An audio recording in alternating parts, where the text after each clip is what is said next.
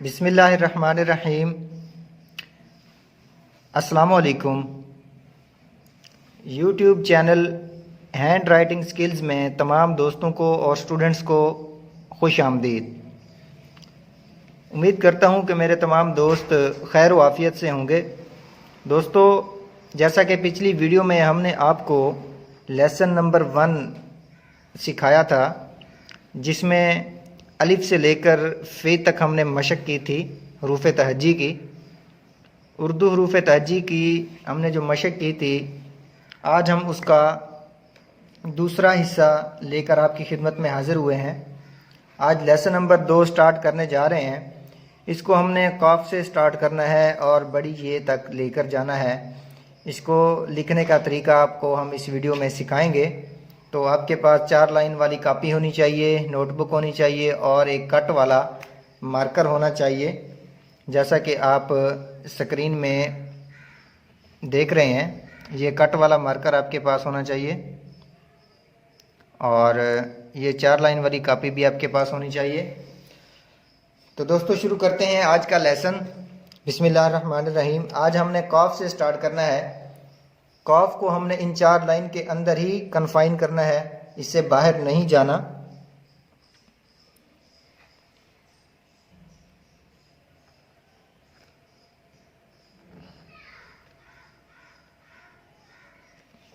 इसको 4 लाइन के अंदर लिखेंगे और इसके जो नुकात हैं वो 4 लाइन से बाहर चले जाएं, कोई मसला नहीं है।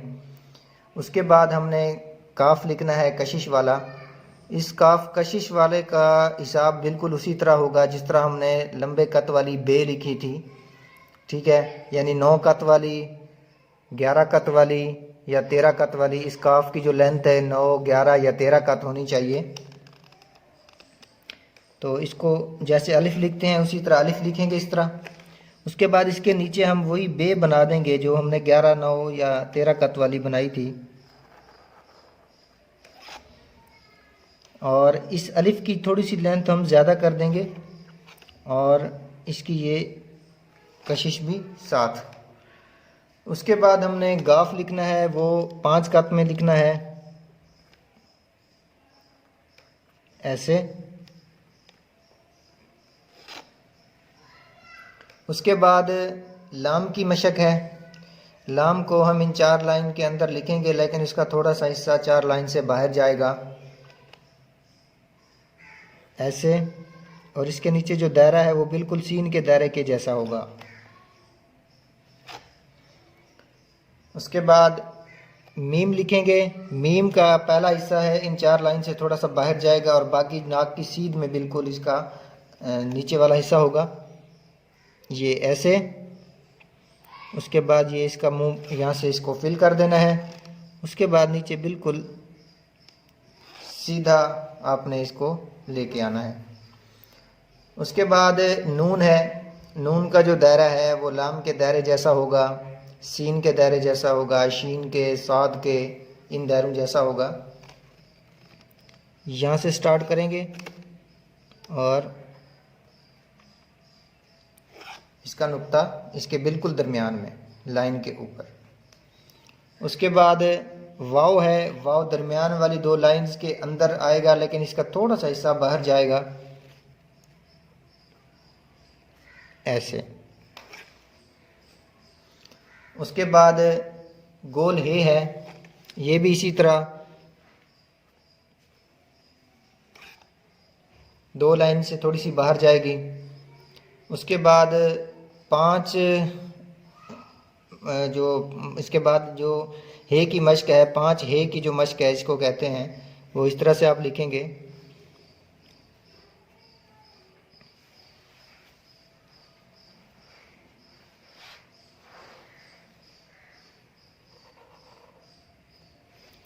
इसके अंदर 5 हे का स्टाइल है। जो पहले हे का स्टाइल है ये भी हम लिखने में इस्तेमाल करते हैं, दूसरे नंबर पे है ये भी हम लिखने में इस्तेमाल करते हैं, तीसरे नंबर वाला भी बाज़ औक़ात हमें इस्तेमाल करना पड़ता है, 5वें नंबर वाला भी, और आखिर पे जो है उसको भी हम यहाँ पे इस्तेमाल करते हैं। उसके बाद है लाम लिफ ला की मश्क, ये इस मश्क का हिस्सा है।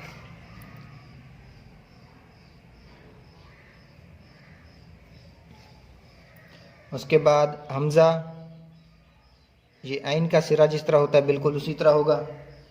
उसके बाद बाज़ औक़ात हम ऐसा हमज़ा भी लिखते हैं। उसके बाद है छोटी ये की मश्क। उसके बाद बड़ी ये।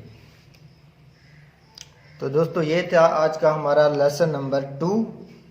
तो उम्मीद करता हूँ आपको ये लेसन अच्छी तरह समझ आ गया होगा।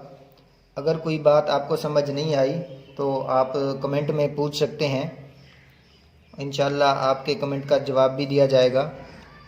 तो ये था आज का हमारा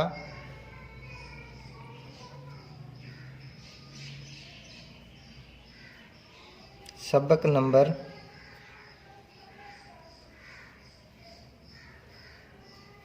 2। तो इसकी मश्क, काफ की मश्क आप इस तरह करेंगे, कशिश वाली काफ की इस तरह। ये आपने फुर्सत के लम्हात में लिखना है ताकि आप आसानी से लिख सकें। जब आप बिल्कुल फ्री हों तो तब ये आपने मशक शुरू करनी है। आसानी से इंशाल्लाह आपकी राइटिंग इम्प्रूव होगी।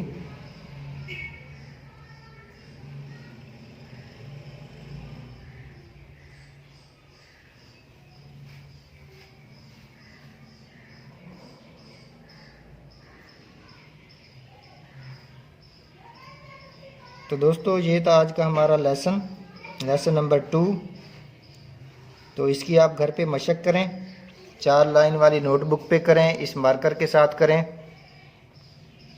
इंशाल्लाह आपकी राइटिंग में इम्प्रूवमेंट आएगी। और हम ये लेसन 12 लेसन यहाँ पे हम आपको समझाएंगे। उसके बाद जोड़ की मश्क आपको समझाएंगे। जोड़ की मश्क के बाद आपको हरूफ लिखना सिखाएंगे। हरूफ लिखने के साथ साथ आपको सेंटेंस लिखना सिखाएंगे। और आपको इंशाल्लाह दूसरा हम लॉन्च करने वाले हैं कि आपको उर्दू रस्मुल ख़त में लिखे जाने वाले जो पेपर्स हैं वो किस तरह अटैम्प्ट करने हैं, वो भी आपको यहाँ पे इंशाल्लाह सिखाएंगे। तो उम्मीद करता हूँ आपको आज की हमारी ये वीडियो पसंद आई होगी। ऐसी मज़ीद वीडियोस देखने के लिए और सीखने के लिए हमारा चैनल हैंड राइटिंग स्किल्स ज़रूर सब्सक्राइब करें ताकि आपको हमारी इंफॉर्मेटिव वीडियोस भी मिलते रहें। बहुत शुक्रिया। अल्लाह हाफिज़।